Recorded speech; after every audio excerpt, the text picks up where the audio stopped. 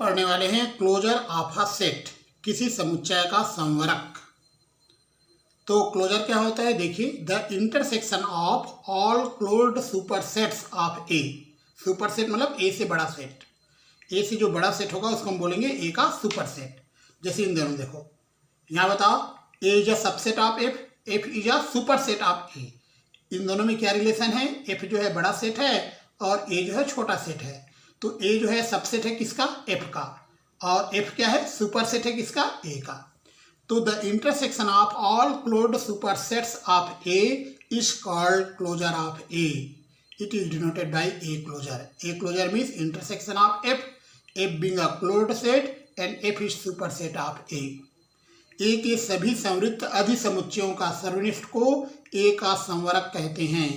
ए का जो क्लोजर होता है ए बार, ये होता है इंटरसेक्शन एफ, जहां पर एफ संवृत्त समुच्चय है और एफ जो है यह अधिसमुच्चय है ए का। आप ऐसे भी याद कर सकते हो, ए को अंतर्विष्ट करने वाले सभी संवृत्त समुच्चयों का सर्वनिष्ठ ए का संवरक कहलाता है। ए को अंतर्विष्ट करने वाले सभी संवृत्त समुच्चयों का सर्वनिष्ठ ए का संवरक कहलाता है। The intersection of all closed sets containing ए को कंटेन करने वाले जितने भी क्लोज्ड सेट हैं उनका intersection is called closure of A. तो डेफिनेशन याद रखिए, मैं आपको डायग्राम से समझाता हूँ। मान लेते हैं मैट्रिक स्पेस है ये पूरा, और ये हमारा सेट है ए। अब ए को कंटेन करने वाले बहुत सारे क्लोज्ड सेट हैं। ये पहला क्लोज्ड सेट है, F1 नाम दे दिए, ये F1 है हमारा। वैसे दूसरा क्लोज्ड सेट है, F2 नाम दे दिए, ये हमारा दूसरा क्लोज्ड सेट है। इस प्रकार तीसरा क्लोज्ड सेट F3 नाम दे दिए, ये चौथा क्लोज्ड सेट F4 नाम दिए। इस प्रकार से बहुत सारे क्लोज्ड सेट हैं जो ए को कंटेन कर रहे हैं, ए को रखने वाले बहुत सारे संवृत्त समुच्चय हैं। इन सारे क्लोज्ड सेट में, सभी संवृत्त समुच्चयों में ये एरिया सब में कॉमन आएगा। ये एरिया ये कहलाएगा intersection of all closed sets. F1 F2 F3 सबका इंटरसेक्शन करेंगे तो ये वाला एरिया आएगा। तो ये जो एरिया है यही एरिया कहलाएगा ए का क्लोजर। ए बार से नोट करते हैं, इसको हम क्लोजर ऑफ ए भी पढ़ सकते हैं या ए बार पढ़ सकते हैं। तो क्लोजर ऑफ ए क्या होता है, इंटरसेक्शन एफ, एफ एक क्लोज्ड सेट है और ए जो है ये सबसेट होना चाहिए किसका, एफ का। ये भी याद रखना, A bar is the smallest closed set containing A. A bar A को अंतर्विष्ट करने वाला सबसे छोटा संवृत्त समुच्चय होता है। मैं ये कुछ क्वेश्चंस करूंगा, ये सब हमें प्रूव करना है। A bar is a closed set, A B C D E F G H, ये सारे हमें प्रूव करना है। सबसे पहले क्लोजर का डेफिनेशन एक बार मैं आपको फिर से बता रहा हूँ, उसके बाद में मैं इन सब का प्रूफ भी आपको दूंगा। क्लोजर ऑफ अ सेट, एक बार और डेफिनेशन देखिए फिर से। The intersection of all closed sets containing ए को कंटेन करने वाले जितने भी क्लोज्ड सेट है उनका intersection is called the closure of A. Closure of A is equal to intersection F, where F is a closed set and A is contain in F. A को अंतर्विष्ट करने वाले सभी संवृत्त समुच्चयों का सर्वनिष्ठ ए का संवरक कहलाता है।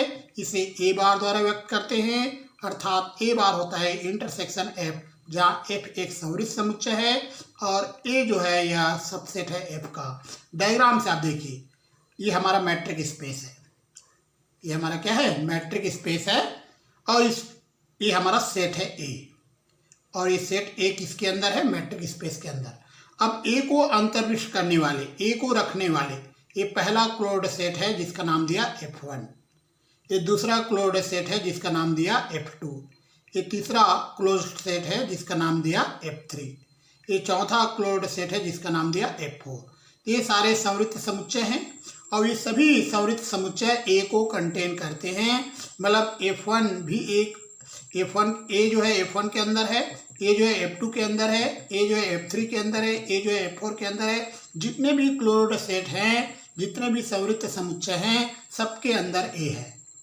तो ये जो एरिया है जिसको मैंने हाईलाइट किया है, ये एरिया सभी में कॉमन आएगा, मतलब सबका इंटरसेक्शन होगा, सबका इंटरसेक्शन वाला एरिया होगा। यही एरिया को हम बोलते हैं ए का क्लोजर। तो याद रखिए, ये कहलाता है ए का क्लोजर। ए का क्लोजर मतलब intersection of all closed sets containing A. अब हम जो क्वेश्चन है उसका प्रूफ देते हैं। To prove that A closure is a closed set, सिद्ध करना है कि ए बार एक संवृत्त समुच्चय है। तो by definition of closure of a set, किसी समुच्चय के संवरक की परिभाषा से ए जो बार होता है, एक क्लोजर जो होता है वो इंटरसेक्शन एफ होता है, और एफ क्या होता है, क्लोज्ड सेट होता है। हम जानते हैं कि intersection of closed set is also a close set. अगर एफ क्लोज सेट है तो उसका इंटरसेक्शन करेंगे तो भी क्लोज्ड सेट ही मिलेगा। संवृत्त समुच्चयों का स्वेच्छ सर्वनिष्ठ भी एक संवृत्त समुच्चय होता है। फिर से बता रहा हूं, we know that an arbitrary intersection of closed set is also a closed set.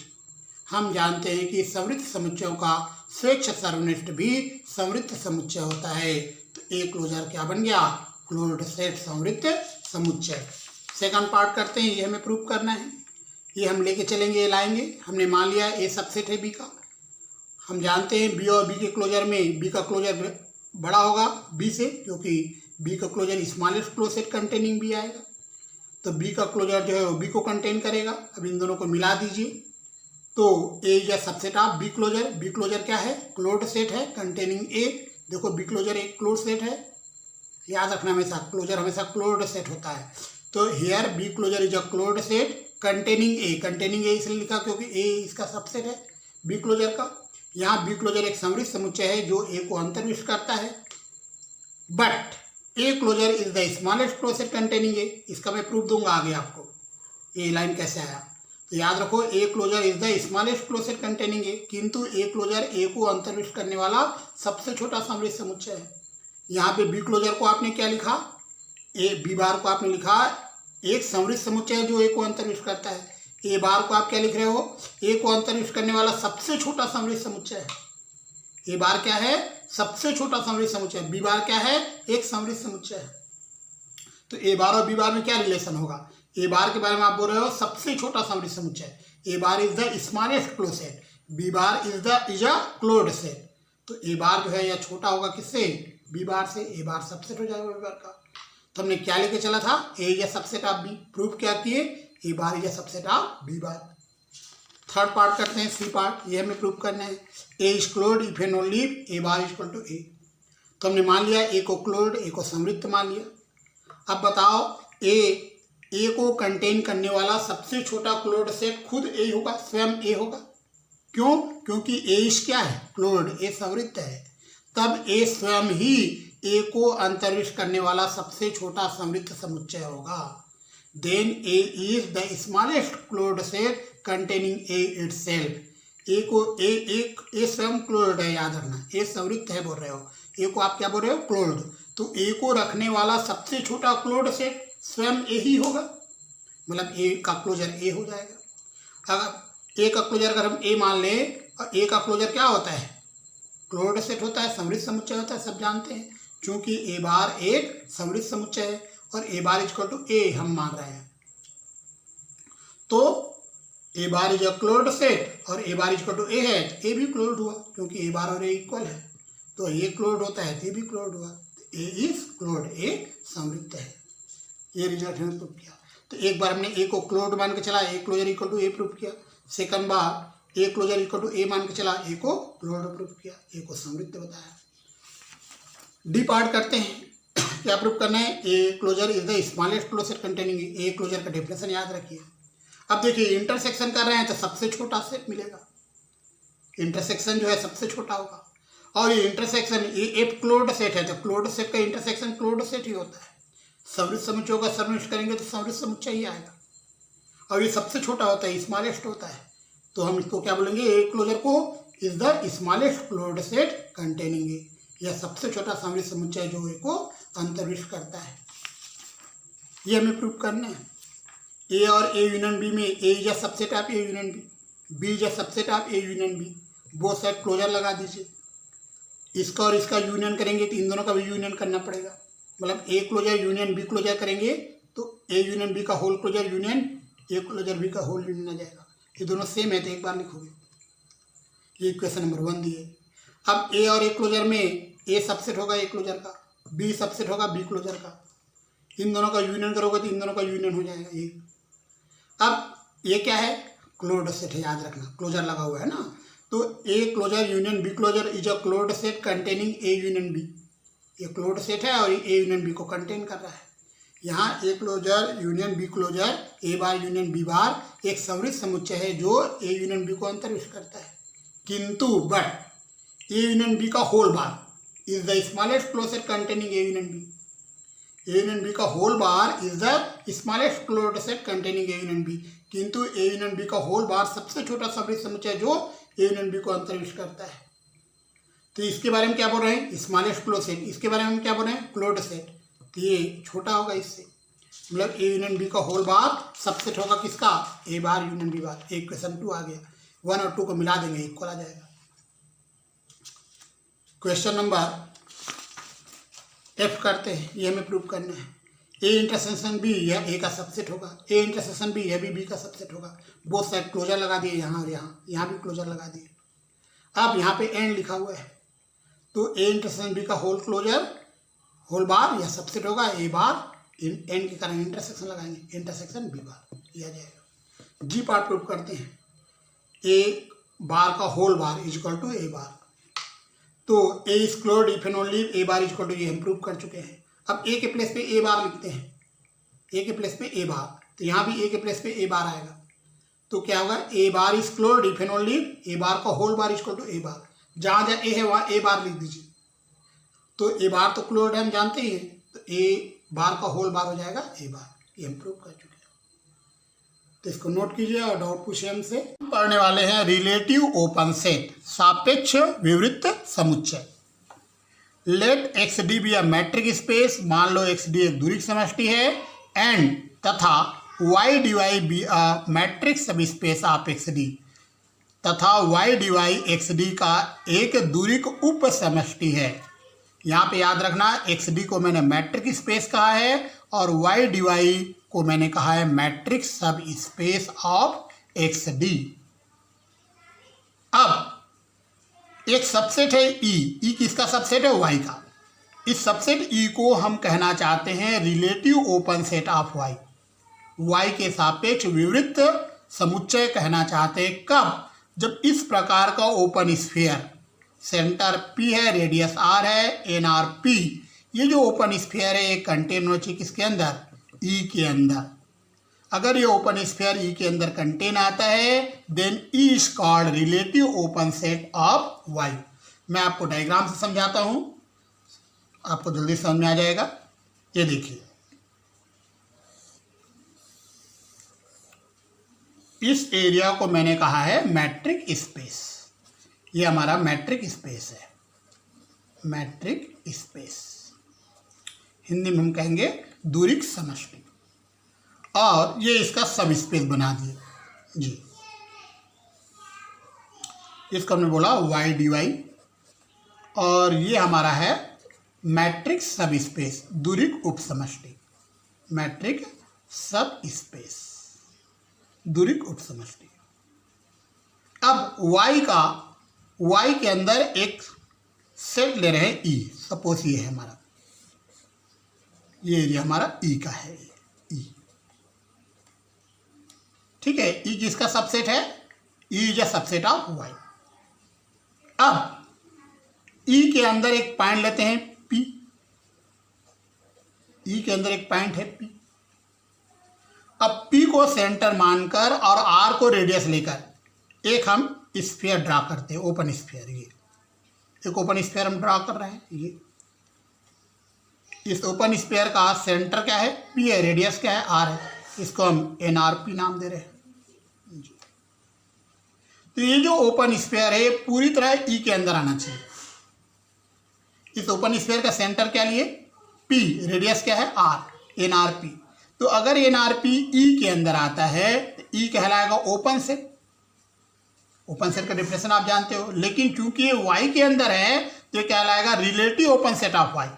तो E को आप क्या बोलोगे, relative open set of Y, relative open set of Y, Y के सापेक्ष विवृत समुच्चय। एक क्वेश्चन हम करते हैं। Let X D be a metric space and Y D Y be a metric subspace of X D. मान लो Y D Y X D का एक द्विक उपसमष्टि है।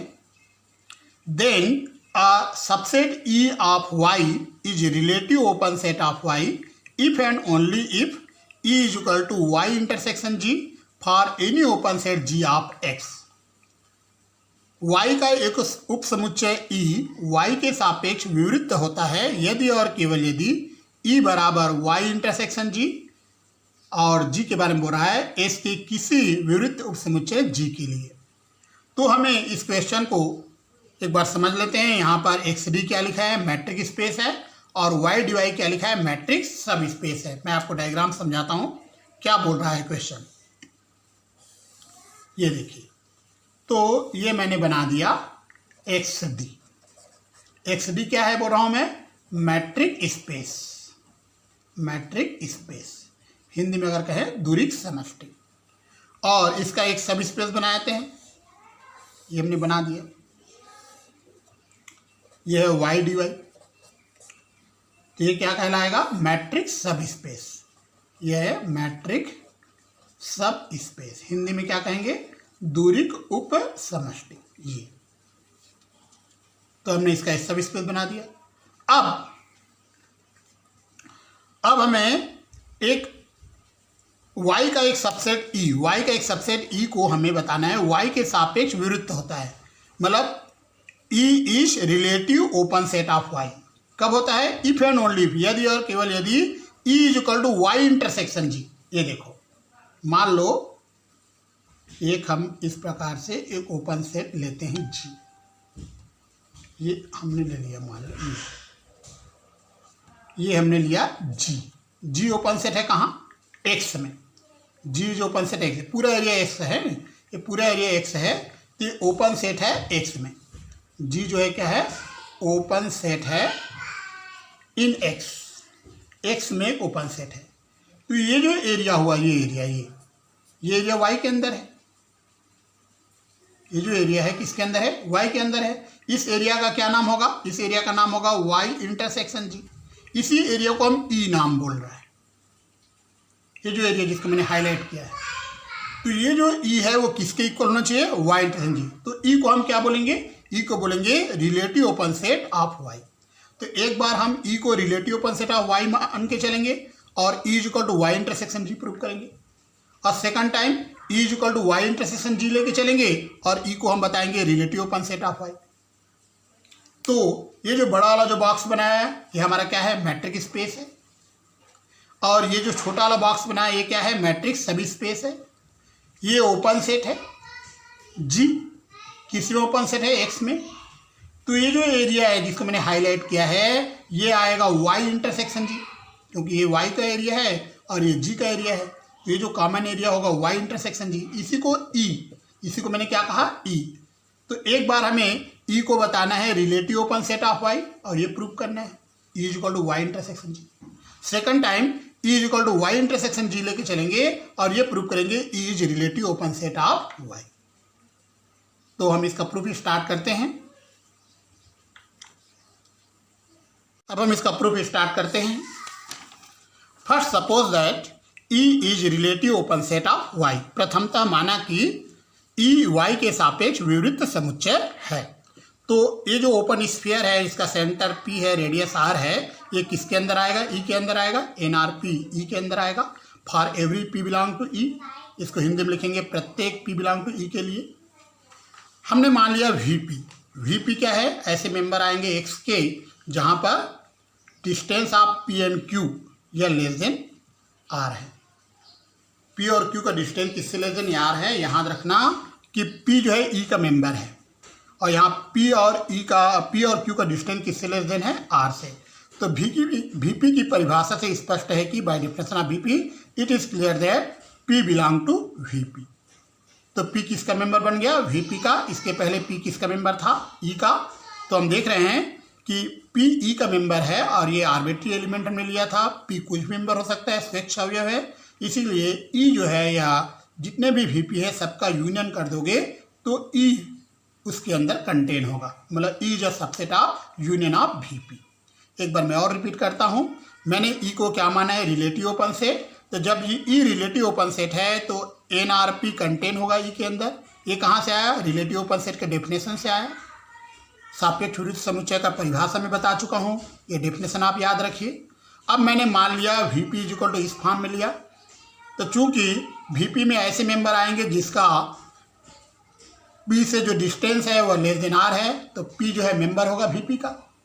और चूंकि पी पहले ई का मेंबर था, तो जितने भी वीपी हैं सबका यूनियन कर देंगे तो ई उसके अंदर समाहित हो जाएगा, मतलब E is contain in union of VP, मतलब ई सबसेट होगा यूनियन ऑफ वीपी का। अब यूनियन ऑफ वीपी को जी नाम दे देते हैं, इसको हमने जी नाम दिया, तो इसको हम इसका नामकरण हमने जी कर दिया। जब इसको हम जी एग्ज्यूम कर रहे हैं तो E is a subset of G आ जाएगा। इसके पहले ई किसका सबसेट था, वाई का, अब किसका सबसेट है, जी का। तो यहाँ पे हम देख रहे हैं E is a subset of Y intersection G, and लगा इसी का इंटरसेक्शन आ जाएगा। लेकिन हमें क्या लाना है, E is equal to Y intersection G, यहाँ सबसेट आया। अब हम मान लेते हैं वाई बिलोंग करता है, स्मॉल वाई बिलोंग करता है वाई इंटरसेक्शन जी में, तो स्मॉल वाई बिलोंग करेगा वाई में और जी में, दोनों में। जी हमने यूनियन ऑफ वीपी को कहा है, तो वाई बिलोंग करेगा कैपिटल वाई में, वाई बिलोंग करेगा वीपी में। तो वाई कैपिटल वाई का मेंबर है और कैपिटल वाई किसके अंदर है, कैपिटल एस के अंदर है, तो वाई पहुंच जाएगा कैपिटल एक्स में, और वाई यहाँ वीपी में बिलोंग करता है। वीपी का डेफिनेशन आप देखिए, तो वाई और पी का जो डिस्टेंस है वह लेस देन आर आएगा, क्योंकि वीपी में वैसे मेंबर आएंगे जिसका डिस्टेंस पी से अगर डिस्टेंस निकालते हैं तो लेस देन आर आएगा। तो यहाँ पे हम देख रहे हैं वाई कहाँ बिलोंग करता है, वीपी में, तो पी और वाई का जो डिस्टेंस है लेस देन आर होगा डिफरेंस से। तो इसको आप ऐसे भी लिख सकते हो, distance of Y P less than R. तो वाई बिलोंग करेगा एन आर पी में, क्योंकि इसका सेंटर पी है, रेडियस आर है। चूंकि एन आर पी ई के अंदर है तो वाई पहुँच गया ई में। वाई हमने कहाँ से लिया था, वाई इंटरसेक्शन जी से, वाई कहाँ पहुँच गया, ई में, तो Y intersection G is a subset of E, यहाँ से यहाँ पहुँच गए, इस कारण ये इसका सबसेट हो जाएगा। अब इक्वेशन नंबर 2 और 3 को मिला देंगे तो ई इज इक्वल टू आएगा वाई इंटरसेक्शन जी। अब इसका कन्वर्सली पार्ट करते हैं, विलोमता माना कि conversely suppose that E is equal to Y intersection G for any open set G of X, S के किसी उपसमुच्चय जी के लिए। हमें क्या सिद्ध करना है, E is relative open set of Y, ये हमें प्रूव करना है। We have to prove that E is relative open set of Y. हमें सिद्ध करना है कि ई वाई के सापेक्ष विवृत्त है। इसके लिए हमें क्या दर्शाना पड़ेगा, एनआरपी जो है यह कंटेंट है ई के अंदर, मतलब NRP is a subset of E. हम मान लेते हैं कोई एक एलिमेंट है पी जो ई में बिलोंग करता है, और ई इक्वल टू क्या लिया, वाई इंटरसेक्शन जी। तो पी अगर ई का मेंबर है तो पी पहुंच जाएगा वाई इंटरसेक्शन जी में, तो पी बिलोंग कर रहा है वाई में और पी बिलोंग कर रहा है जी में। एनआरपी इस फॉर्म में ले रहे हैं, है ना, एनआरपी हम किस फॉर्म में ले रहे हैं, ऐसे वाई इसमें है जहाँ पर पी और वाई का डिस्टेंस लेस देन आर है, इसका हमने एनआरपी मान लिया। अब यहाँ पे आप देखिए वीआरपी हम इस प्रकार से ले चुके थे, एनआरपी हमने इस प्रकार से लिया है, दोनों सेम है। अंतर क्या है, वीआरपी में एस के एलिमेंट लेना है, यहाँ वाई एस का एलिमेंट है। एनआरपी में वाई जो है या कैपिटल वाई का एलिमेंट है। तो हम देख रहे हैं कि कैपिटल वाई और कैपिटल एक्स में क्या रिलेशन है, कैपिटल वाई और कैपिटल एक्स में कैपिटल एक्स जो है वह सुपर सेट है वाई का, मतलब वाई जो सबसेट है कैपिटल एक्स। तो वीआरपी ये हमने लिया है, एनआरपी ये लिया है, और वाई सबसेट लिया है किसका, कैपिटल एक्स का। तो एनआरपी जो है वीआरपी और वाई का इंटरसेक्शन से आएगा। क्यों, क्योंकि एनआरपी और वीआरपी दोनों सेम है। अंतर ये है, इसमें पूरे मेंबर को लेना है, एस के जितने मेंबर सबको लेना है, इसमें उन्हीं मेंबर को लेना है जो वाई में है ना। जैसे मैंने आपको डायग्राम बताया था, तो डायग्राम में आप देखिए कि एनआरएक्स, जैसे देखो इस डायग्राम से आपको समझाता हूँ एक बार और। ये हमारा है मैट्रिक स्पेस एक्स डी, और ये हमारा है मैट्रिक सब स्पेस वाई डी वाई। तो एनआरपी जब लेंगे, एनआरपी लेंगे तो हमें पॉइंट कहाँ से लेना है, वाई से, और वीआरपी में पॉइंट कहाँ से लेना है, एक्स से। तो एक्स के अंदर सारे पॉइंट आ जाएंगे, यहाँ के पॉइंट भी एक्स में है, यहाँ के पॉइंट भी एक्स में है, लेकिन वाई के अंदर केवल इतना ही पॉइंट आएगा। तो इतना ही पॉइंट को लेने के लिए हमें क्या करना पड़ेगा, इतना ही पॉइंट को लेना है तो हमें वीआरपी का इंटरसेक्शन करते हैं वाई से, तो वाई के ही पॉइंट मिलेंगे। तो एनआरपी क्या हो जाएगा, वीआरपी इंटरसेक्शन वाई। और वीआरपी किसके अंदर है, जी के अंदर। VRP किसके अंदर है? जी के अंदर। क्यों? क्योंकि जितने भी VRP है सबका यूनियन हमने जी कहा है, तो VRP किसके अंदर है? जी के अंदर। तो NRP सबसेट आ जाएगा, इसकी जगह अगर जी लिखते हैं तो सबसेट का साइन आएगा, वाई जी इंटरसेक्शन वाई, इसको वाई इंटरसेक्शन जी लिख सकते हैं। तो NRP किसका सबसेट आया? वाई इंटरसेक्शन जी। वाई इंटरसेक्शन जी को ई बोले हैं, तो NRP का सबसेट ऑफ ई कहलाएगा रिलेटिव ओपन सेट। इसको एक बार नोट कीजिए, जो डाउट आता है हमसे पूछिए। आज हम पढ़ने वाले हैं सीमा बिंदु, लिमिट पॉइंट। मान लो XD एक दूरिक समष्टि है तथा X बिलोंग करते हैं कैपिटल X में, और F जो है वह सबसेट है कैपिटल S का। X को F का एक सीमा बिंदु कहते हैं यदि SRX इंटरसेक्शन F यह नॉट इक्वल टू फाई है। इसका मतलब है इन दोनों के इंटरसेक्शन में कुछ न कुछ पॉइंट आएगा। फाई का मतलब होता है नल सेट, रिक्त समुच्चय। तो नॉट इक्वल टू फाई का मतलब यह है कि यह रिक्त नहीं है, अरिक्त है, मतलब नॉन एम्प्टी सेट है, मतलब इसमें कुछ न कुछ एलिमेंट रहेगा। Let XD be a metric space and X belong to capital X and F is a subset of capital X. X is said to be limit point of F if SRX intersection F not equal to phi.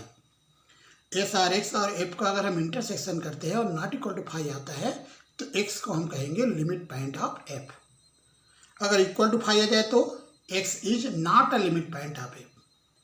Not equal to five आए मतलब SRX और F का जब हम intersection करेंगे, मतलब दोनों में अगर कोई भी कॉमन पॉइंट आता है SRX और F में, अगर कोई कॉमन पॉइंट आता है मतलब इन दोनों का intersection not equal to five होगा, तब ये X कहलाएगा लिमिट पॉइंट ऑफ F। अगर इन दोनों का इंटरसेक्शन फाइव आ जाता है, मतलब इन दोनों में कोई भी कॉमन पॉइंट नहीं है SRX में और F में, तो X is not a limit point of F।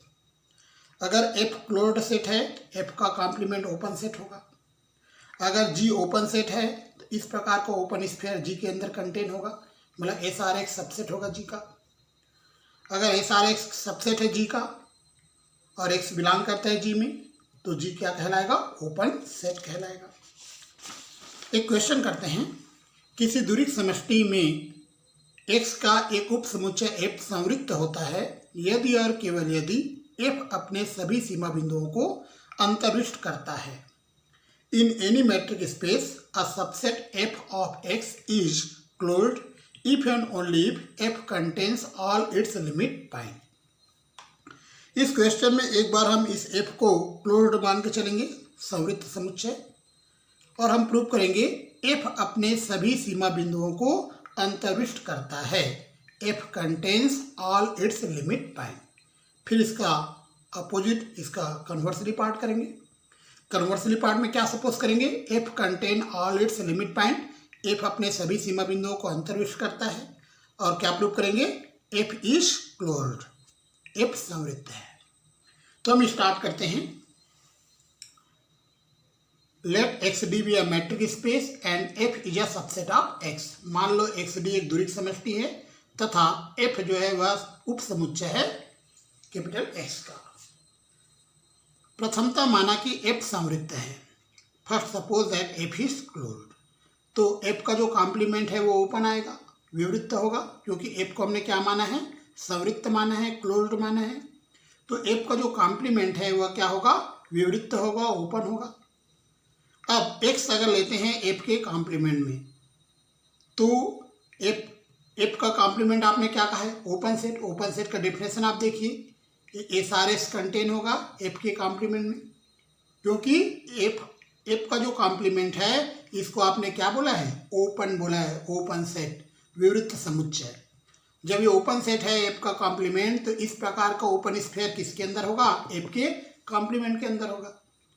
तो SRX और F का हम इंटरसेक्शन करेंगे तो इक्वल टू फाई आएगा। डायग्राम से आप देखिए, ये एरिया F का है, इतना एरिया F का, तो जो बाकी एरिया जो बच गया ये एरिया किसका होगा? F के कॉम्प्लीमेंट का। तो इस एरिया को हमने क्या कहा है? F। बाकी एरिया को क्या कहा है? F का कॉम्प्लीमेंट। और F के कॉम्प्लीमेंट के अंदर है SRX, तो SRX जो है इसका सेंटर X है, रेडियस R है। ये जो स्फीयर है, ये जो गोला है, वो किसके अंदर है? F के कॉम्प्लीमेंट में, इस एरिया में है। तो इनका और इनका हम इंटरसेक्शन करेंगे तो कुछ भी कॉमन नहीं आएगा, क्योंकि ये जो एस आर एक्स है किसके अंदर है, एफ के कॉम्प्लीमेंट के अंदर है। तो हम एस आर एक्स और एफ का अगर इंटरसेक्शन करते हैं तो क्या मिलेगा, 5। इसका मतलब ये है कि x is not a limit point of f। यह दर्शाता है कि x f का सीमा बिंदु नहीं है। x हमने कहाँ से लिया था, f के कॉम्प्लीमेंट से, और f का कॉम्प्लीमेंट से जो पॉइंट लिया था उस पॉइंट के बारे में बोल रहे हैं कि वह f का सीमा बिंदु नहीं है। x is not a limit point of f, इस पॉइंट के बारे में बात कर रहे हैं, यह f का लिमिट पॉइंट नहीं है। ये पॉइंट आया कहाँ से था, f के कॉम्प्लीमेंट से। इसका मतलब हुआ कि f का जो कॉम्प्लीमेंट है वह f के सीमा बिंदुओं को कंटेन नहीं करता है, नहीं रखता है। तो हम लिखेंगे अतः कॉम्प्लीमेंट ऑफ f के सीमा बिंदुओं को नहीं रखता है। thus complement of f does not contain limit point of f। एक बार और समझाता हूँ, यहाँ आप देखिए, मैंने x कहाँ से लिया था, f के कॉम्प्लीमेंट में, और इस s के बारे में बताया कि x is not a limit point of f। मतलब f के कॉम्प्लीमेंट से कोई भी पॉइंट हम लेते हैं वह f का लिमिट पॉइंट नहीं बनेगा। इसका मतलब हुआ कि f का जो कॉम्प्लीमेंट है वह f के लिमिट पॉइंट को नहीं रखता है। तो मैंने लिखा है f complement of f does not contain limit points of f। इसका मतलब यह है कि f के लिमिट पॉइंट को कौन रखता है, खुद f रखता है, स्वयं f रखता है। तो हम लिखेंगे clearly f contains all it's limit point. क्यों, क्योंकि f का जो कॉम्प्लीमेंट है वह f के किसी भी लिमिट पॉइंट को नहीं रखता है, किसी भी सीमा बिंदु को नहीं रखता है। तो f के लिमिट पॉइंट को स्वयं f अपने सभी सीमा बिंदुओं को अंतर्विष्ट करता है। f contain all it's limit point, हमें ये प्रूव करना था। विलोमता माना कि f अपने सभी सीमा बिंदुओं को अंतर्विष्ट करता है। Conversely suppose that f contain all it's limit point. अब हमने मान लिया f अपने सीमा बिंदुओं को रखता है, अपने लिमिट पॉइंट को कंटेन करता है। हमने मान लिया एक पॉइंट x है f के कॉम्प्लीमेंट में। अब बताइए f के बारे में क्या लिखा है, f अपने सभी सीमा बिंदुओं के जितने भी लिमिट पॉइंट है सब किसके अंदर होगा, f के अंदर होगा। f contain all it's limit point, और हमने x को कहाँ लिया है, f के कॉम्प्लीमेंट में। इसका मतलब है x is not a limit point f। x f का सीमा बिंदु नहीं है। क्यों, अगर सीमा बिंदु होता x तो x कहाँ बिलोंग करता, f में बिलोंग करता। लेकिन यहाँ पे हमने क्या माना है, x कहाँ बिलोंग कर रहा है, f के कॉम्प्लीमेंट में। इसका मतलब ये है कि यह x जो है f का लिमिट पॉइंट नहीं है। तो इन दोनों का इंटरसेक्शन क्या होगा, S R x intersection f क्या होगा, इक्वल टू 5 आएगा, क्योंकि x is not a limit point. आप लिमिट पॉइंट का डेफिनेशन लगा दिया है। तो एस आर एस किसके अंदर आएगा, f के कॉम्प्लीमेंट के अंदर आएगा। मैंने डायग्राम से बताया था इसके पहले। तो f का कॉम्प्लीमेंट क्या बन जाएगा, ओपन सेट। ओपन सेट का डेफिनेशन है, तो f क्या बन जाएगा, क्लोज्ड सेट। हम ये प्रूव करना चाहते थे। तो इसको एक बार देखिए, एक बार नोट कीजिए, जहां भी डाउट आता है हमसे पूछिए।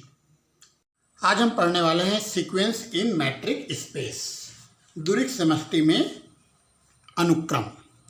तो मैंने मान लिया, माना x D be a metric space.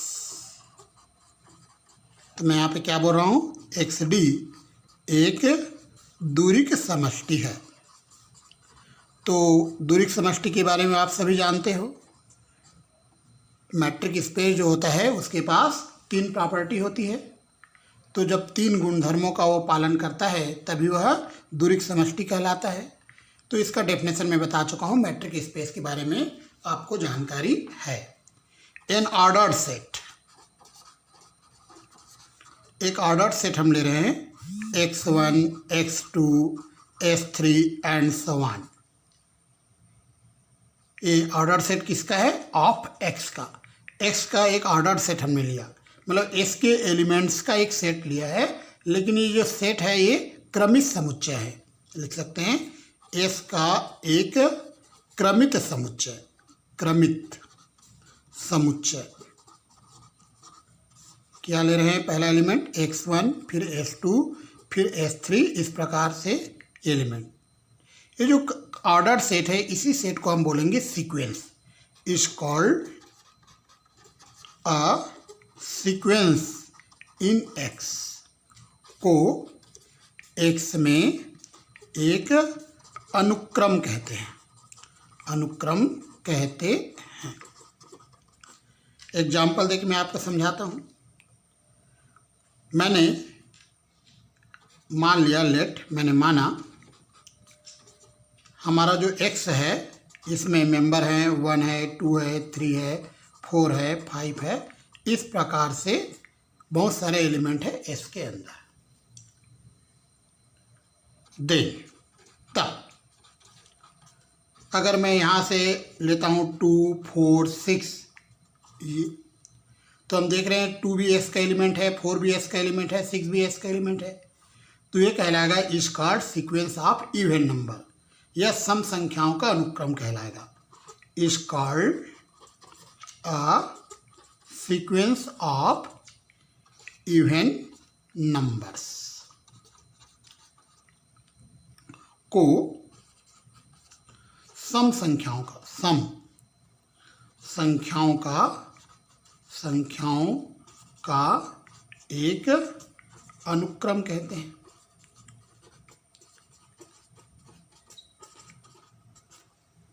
तो इस प्रकार से हमने जाना सीक्वेंस क्या होता है।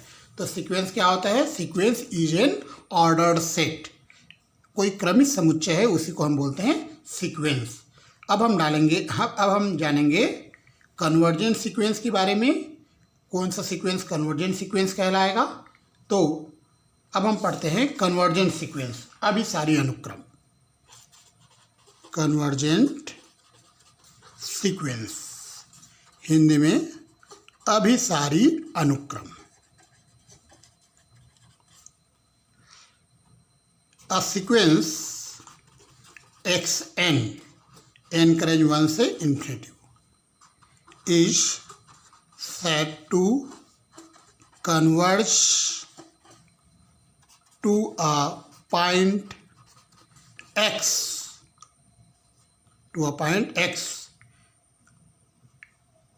if distance of xn and x less than epsilon है for all n greater equal to n0, where n0 is a field natural number।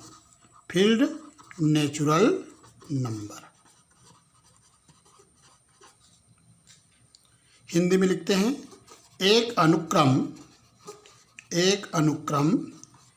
xn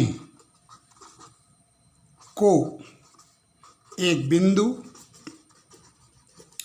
x पर अभिसारी कहते हैं यदि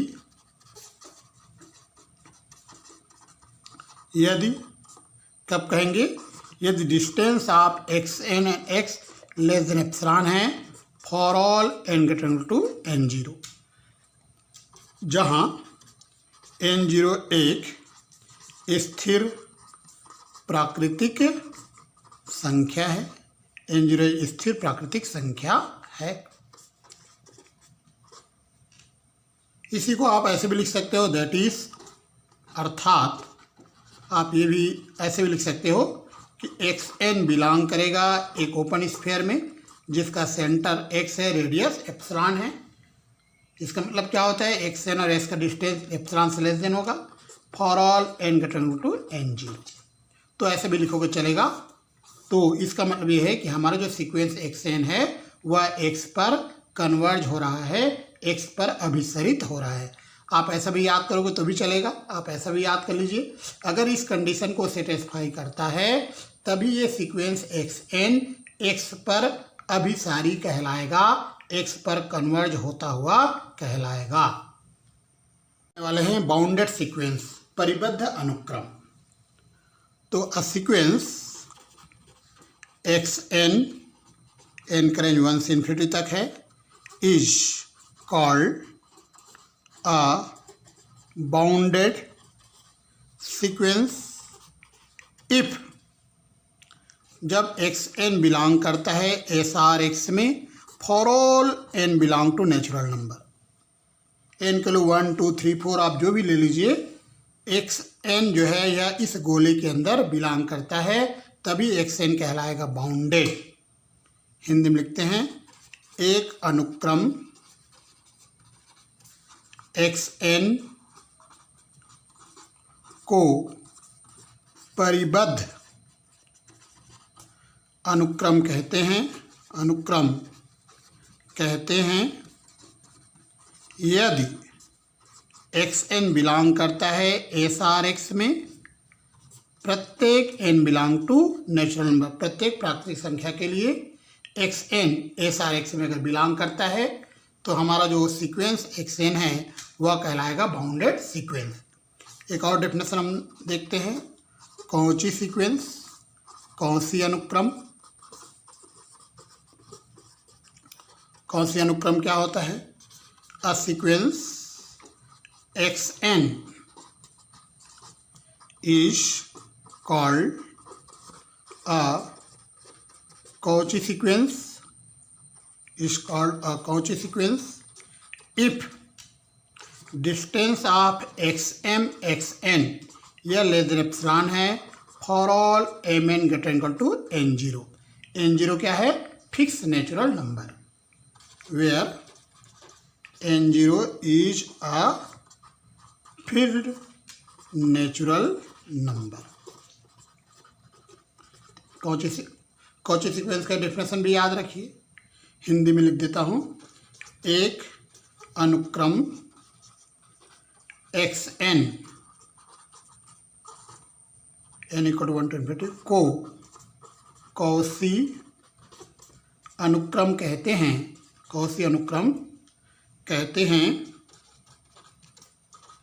यदि, कब कहते हैं?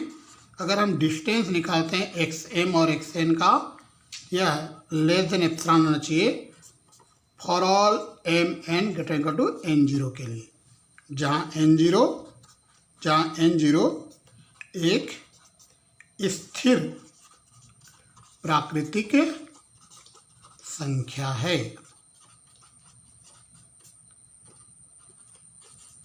तो ये सब डेफिनेशन आपको याद रखना है। बाउंडेड सीक्वेंस क्या होता है, कौची सीक्वेंस क्या होता है। क्वेश्चन हम करते हैं, किसी दूरिक समष्टि में प्रत्येक अभिसारी अनुक्रम कौची अनुक्रम होता है? In a metric space every convergent sequence is a Cauchy sequence. इस क्वेश्चन में हमें अभिसारी अनुक्रम लेके चलना है और कौची अनुक्रम प्रूव करना है, मतलब कन्वर्जेंट सीक्वेंस लेके चलना है और कौची सीक्वेंस हमें बताना है। हम इसका प्रूफ स्टार्ट करते हैं। सबसे पहले हमने मान लिया let XD be a metric space. Hindi में लिखोगे, मान लो XD एक दूरिक समष्टि है। तो हमने मान लिया XD एक दूरिक समष्टि है। अब हमें इस मैट्रिक स्पेस में एक अभिसारी अनुक्रम लेकर चलना है और उस अभिसारी अनुक्रम को कौची अनुक्रम बताना है, मतलब हमें एक कन्वर्जेंट सीक्वेंस लेकर चलना है और उसे कौची सीक्वेंस साबित करना है। तो हम मान लेते हैं let xn n equal to 120 be a convergent sequence in x। मान लो xn कैपिटल X में एक अभिसारी अनुक्रम है। तो हमने मान लिया हमारा जो xn है वह अभिसारी अनुक्रम है। देन तब अब अभिसारी अनुक्रम का परिभाषा आप याद करो। मैं इसके पहले आपको डेफिनेशन बता चुका हूँ कन्वर्जेंट सीक्वेंस का। तो distance of xn and x यह लेस देन एप्सिलॉन होगा for all n greater equal to n0 के लिए। ये कहाँ से आ रहा है? यह कन्वर्जेंट सीक्वेंस की परिभाषा से, अभिसारी अनुक्रम की परिभाषा से। यहाँ एप्सिलॉन न लेके मैं एप्सिलॉन/2 ले रहा हूँ। एप्सिलॉन/2 इसलिए ले रहे हैं क्योंकि एक बार और एप्सिलॉन/2 आएगा, दोनों एप्सिलॉन जोड़ेंगे तो एप्सिलॉन आ जाएगा। तो हमने एप्सिलॉन न लेके एप्सिलॉन/2 ले लिया। ऐसा हम लिख सकते हैं, इसमें कोई प्रॉब्लम नहीं है। Where n0 is a fixed natural number. Hindi में क्या लिखोगे? जहाँ n0 एक स्थिर प्राकृतिक संख्या है। ये हमारा इक्वेशन नंबर 1 है। Taking n is equal to m in equation number 1। अब हम इक्वेशन नंबर 1 में समीकरण 1 में n के प्लेस पे m लिखते हैं, तो ये आ जाएगा d x m x less than epsilon by 2 for all m greater then n0 आ जाएगा। तो क्या चेंज हमने किया है? इक्वेशन नंबर 1 कैसे आया? कन्वर्जेंस सीक्वेंस के डेफिनेशन से आया। इक्वेशन नंबर 2 कैसे आया? n के प्लेस पे m लिख दिए, जहाँ n है वहाँ m लिख दिया हमने, जो हमें इक्वेशन नंबर 1 और इक्वेशन नंबर 2 मिल गया। नाउ अब हमें निकालना है डिस्टेंस ऑफ xn xn। तो ये लेस देन और इक्वल टू होगा distance of xm x plus distance of xm। ये लाइन कहाँ से आ रहा है? ये मैट्रिक स्पेस का थर्ड प्रॉपर्टी है। तो याद रखना मैट्रिक स्पेस का थर्ड प्रॉपर्टी, तो थर्ड प्रॉपर्टी से आ रहा है, तो इसको आप ऐसे लिख सकते हो डिस्टेंस ऑफ xm xn ये लेस देन है distance of xm x plus distance of xn x। इसको आप ऐसे लिख सकते हो, मैट्रिक स्पेस का सेकंड प्रॉपर्टी याद करो कि dxy और dyx इक्वल होता है, तो dx xn को dxn x लिख सकते हो। अब इक्वेशन नंबर 1 और 2 मैं आपको दिखा रहा हूँ। इक्वेशन नंबर 1 में इसका value less than epsilon by 2 है, इक्वेशन नंबर 2 में इसका value less than epsilon by 2 है। तो D xm xn less than आ जाएगा epsilon by 2 plus epsilon by 2 for all mn greater equal to n0। ऐसा मैंने क्यों लिखा? क्योंकि यहाँ पे लिखा है n greater equal to n0, यहाँ लिखा है m greater than or equal to n0, तो दोनों को एक साथ लिखेंगे तो for all mn greater equal to n0 क्या आएगा? D xm xn less than epsilon for all mn greater equal to n0। तो ये किसका डेफिनेशन मैंने आपको बताया था? ये है कॉची सीक्वेंस का। This shows that the sequence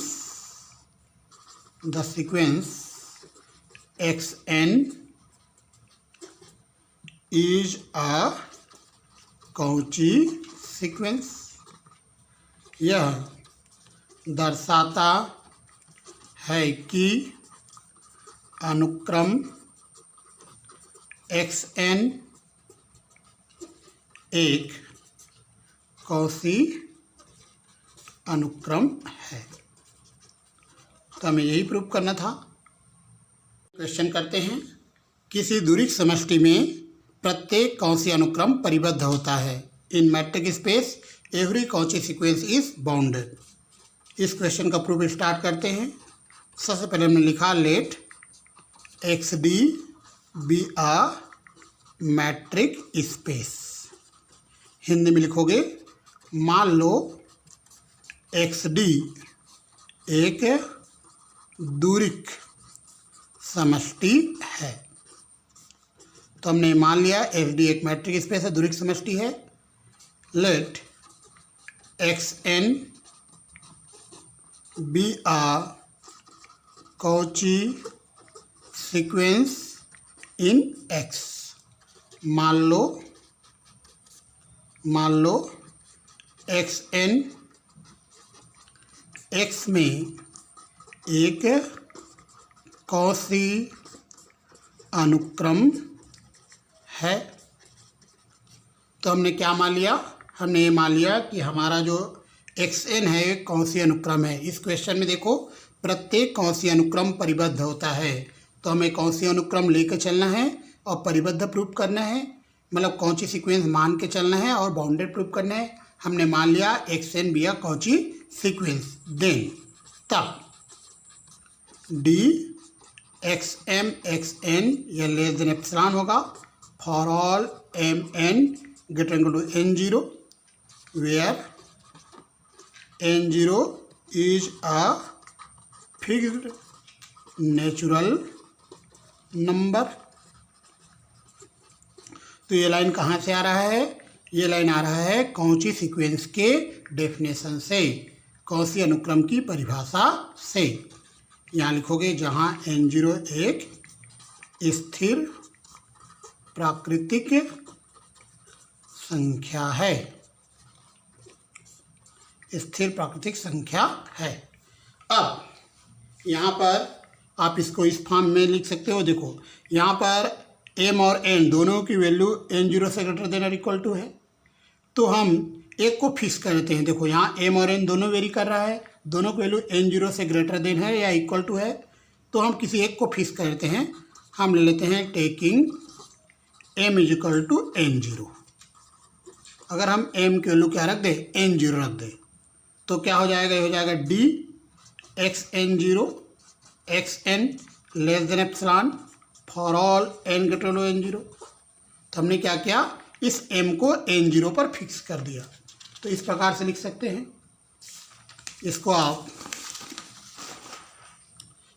इस प्रकार से लिखोगे d xn xn0 less than epsilon for all n greater than n0।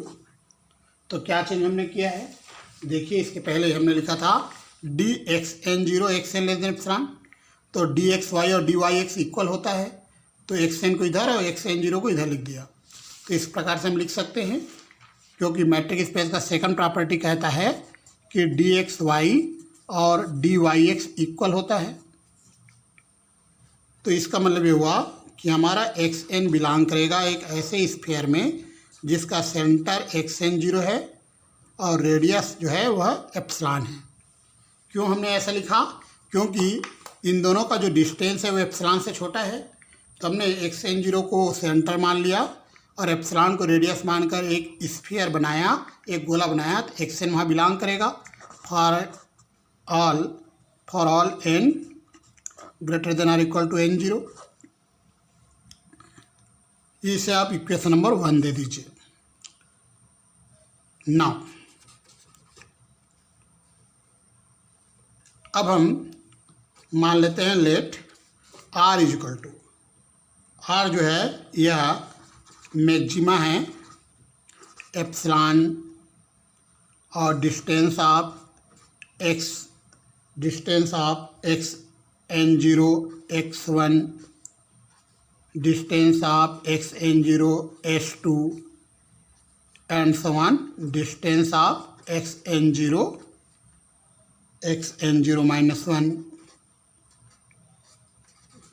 तो r जो है यह मैक्सिमा है, किससे बड़ा है, एप्सिलॉन से भी ग्रेटर है, इससे भी ग्रेटर, इससे भी ग्रेटर। इन जितने भी डिस्टेंसेस आएंगे x0 और x n0 और x1 का जो डिस्टेंस आएगा, x n0 और s2 का जो डिस्टेंस आएगा, उन सबसे बड़ा है r।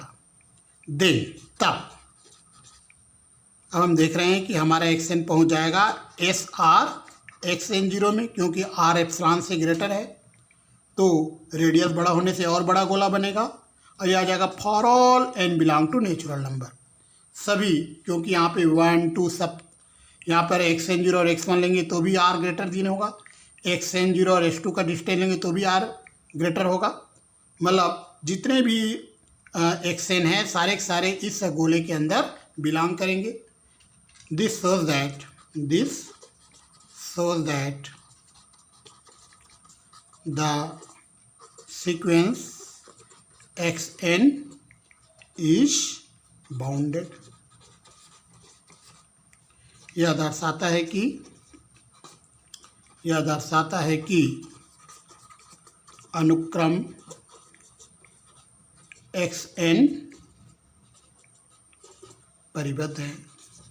तो हमने कौन सी अनुक्रम मान के चला और परिबद्ध अनुक्रम प्रूव कर दिया, मतलब हमने कौन सी सीक्वेंस लेके चला और बाउंडेड सीक्वेंस हमने प्रूव कर दिया है।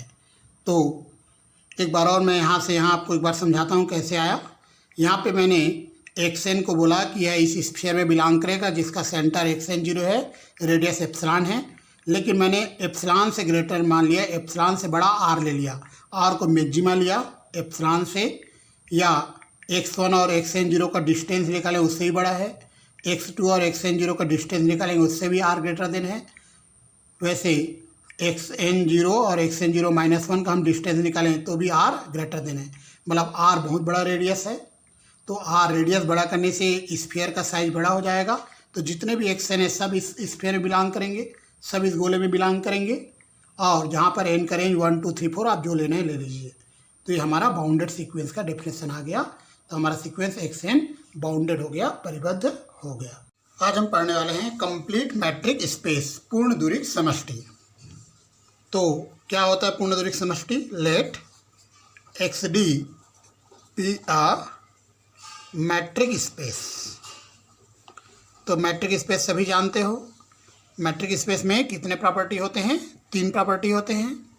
तो हमने मान लो XD एक दूरिक समष्टि है।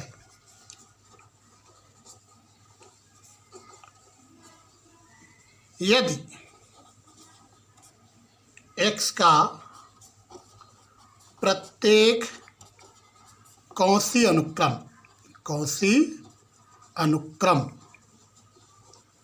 यदि s का प्रत्येक कौशी अनुक्रम x के किसी बिंदु पर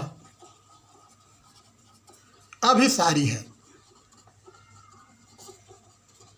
तो x को पूर्ण दूरिक समष्टि कहते हैं। क्या कहा मैंने? If every Cauchy sequence of x is convergent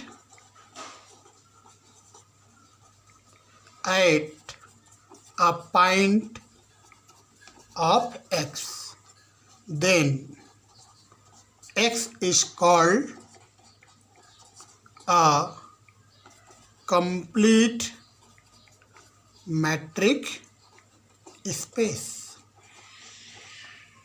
तो यहाँ पर समझ लिए, x को सबसे पहले मैंने XD को क्या कहा है? दूरिक समष्टि, मैट्रिक स्पेस। अब S का कोई भी हम कौची सीक्वेंस लेते हैं, कोई भी कौची अनुक्रम लेते हैं, वह x के ही बिंदु पर कन्वर्जेंट होना चाहिए, अभिसारी होना चाहिए। यदि S का प्रत्येक कौची अनुक्रम S के ही बिंदु पर अभिसारी है, तो S को हम पूर्ण दूरिक समष्टि कहते हैं।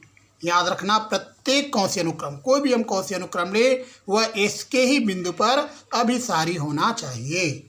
If every Cauchy sequence of x is convergent at a point of x, every Cauchy sequence of x, याद रखना, every Cauchy sequence of x is convergent at a point of x, S के ही point पर वह converge हो रहा है, then x is called a complete metric space. अब हम कैंटर इंटरसेक्शन थ्योरम का प्रूफ स्टार्ट करते हैं। तो मैंने आपको कहा था कि जब प्रूफ लिखोगे तो ऊपर के जो 2 लाइन हैं यहाँ तक आपको लिखना ही है। तो यहाँ तक तो आपको लिखना ही है, यहाँ तक आप लिख दीजिए। उसके बाद में आपको डायग्राम बनाने हैं, या तो आप ये वाला डायग्राम बनाइए या ये वाला डायग्राम बनाइए, कोई भी एक डायग्राम आप बनाइए। और डायग्राम बनाने के बाद में अब हम प्रूफ स्टार्ट करते हैं। तो हम क्या करेंगे, जितने भी FN हैं, FN से एक एक पॉइंट XN लेंगे।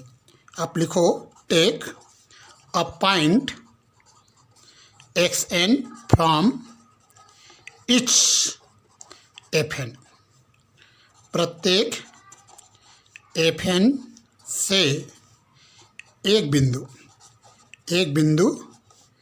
XN लेते हैं,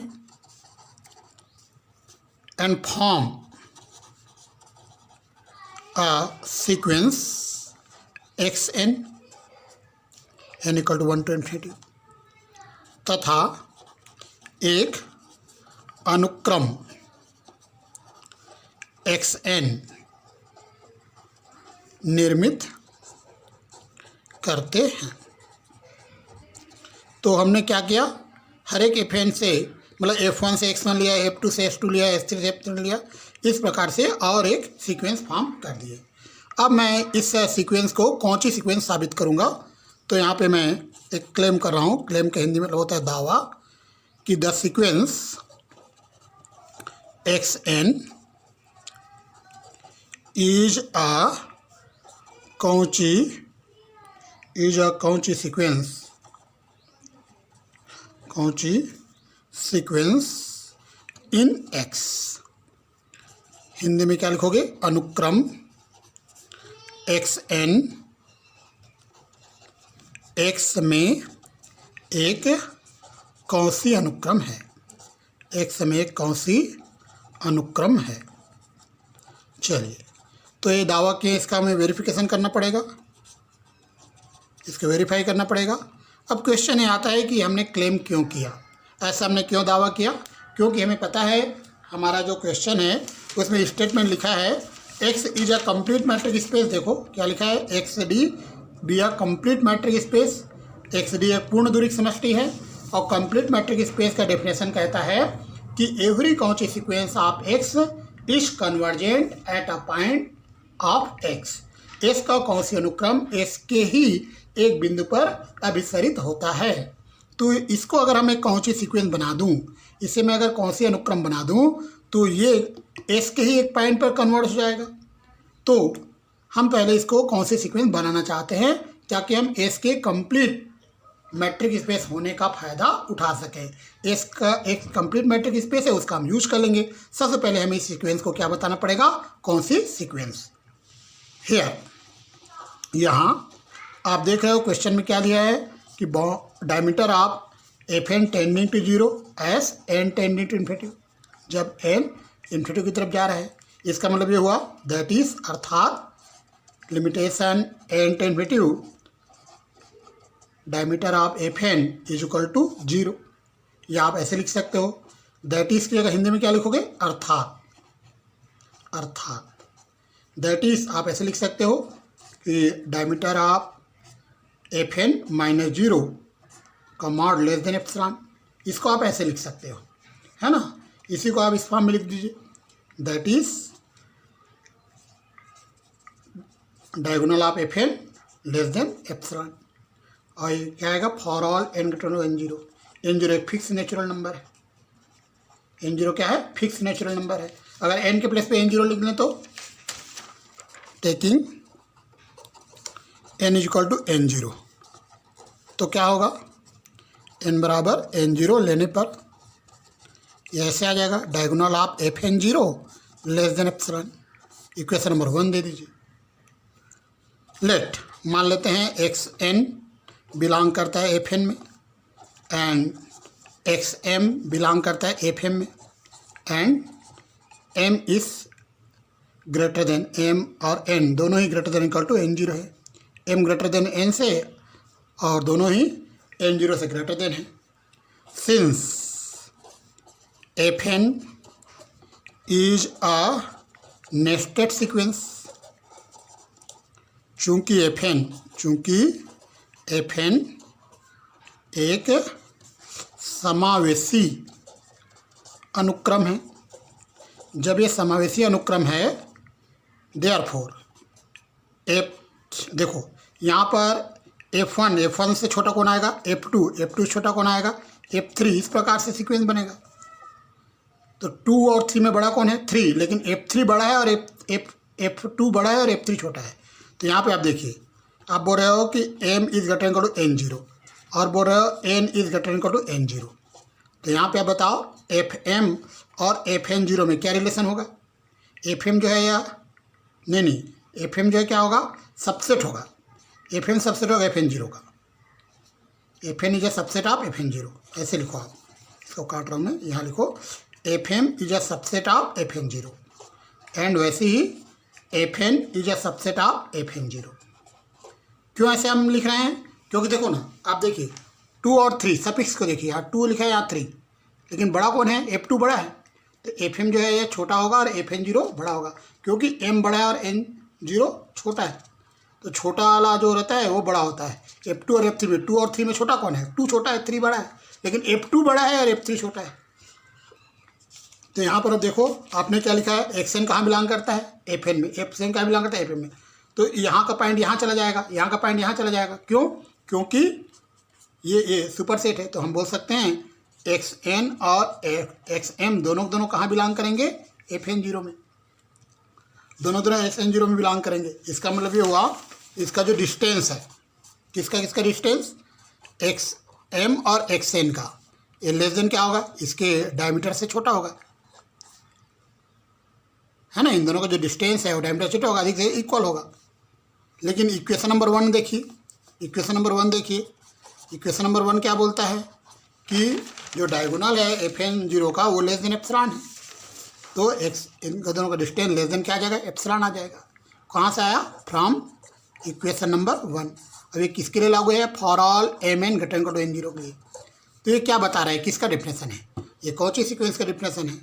तो आप लिखोगे दिस शोज दैट, यह दर्शाता है कि this shows that XN is a Cauchy sequence. यह दर्शाता है कि XN एक कौची अनुक्रम है। बट किंतु X is a complete metric space, complete metric space. किंतु X एक पूर्ण दूरी की समष्टि है। दस अतः यह कौची सीक्वेंस कहाँ कन्वर्ज होगा, X पर। दस the Cauchy sequence XN is convergent at a point of X। क्यों कन्वर्ज होगा X पे, क्योंकि X क्या है, कंप्लीट मैट्रिक स्पेस है, और ये कौन सी सीक्वेंस है, कहाँ, इन X में कौन सी सीक्वेंस है, तो जो X में कौन सी सीक्वेंस है वो X में ही कन्वर्ज होगा। दैट इज, अर्थात अगर हम इसका लिमिट निकालें XN का तो X आएगा, और S कहाँ बिलोंग करेगा, कैपिटल X में, जहाँ X बिलोंग है कैपिटल X में। मतलब इस सीक्वेंस का लिमिट पॉइंट कौन हुआ, X हुआ। तो यहाँ हम लिखेंगे here X is a limit point. Limit point क्यों बोल रहा हूँ, देखो ये सीक्वेंस है, इसका लिमिट पॉइंट X आ रहा है, X लिमिट पॉइंट है। बट FN इज क्लोज्ड, किंतु FN संवृत्त है। संवृत्त है मतलब अपने लिमिट पॉइंट को रखेगा वो, देयरफॉर X बिलोंग करेगा FN में, फॉर ऑल N के लिए, N belong to natural number. तो आप लिख सकते हो X बिलोंग करेगा इंटरसेक्शन ऑफ FN में, N = 1 to 50। इंटरसेक्शन क्यों लगा, क्योंकि फॉर ऑल सभी N के लिए लागू है। तो इसका मतलब हुआ कि इंटरसेक्शन FN जो है यह नॉट इक्वल टू 5 है। ये हमें यही प्रूव करना था। This complete the proof.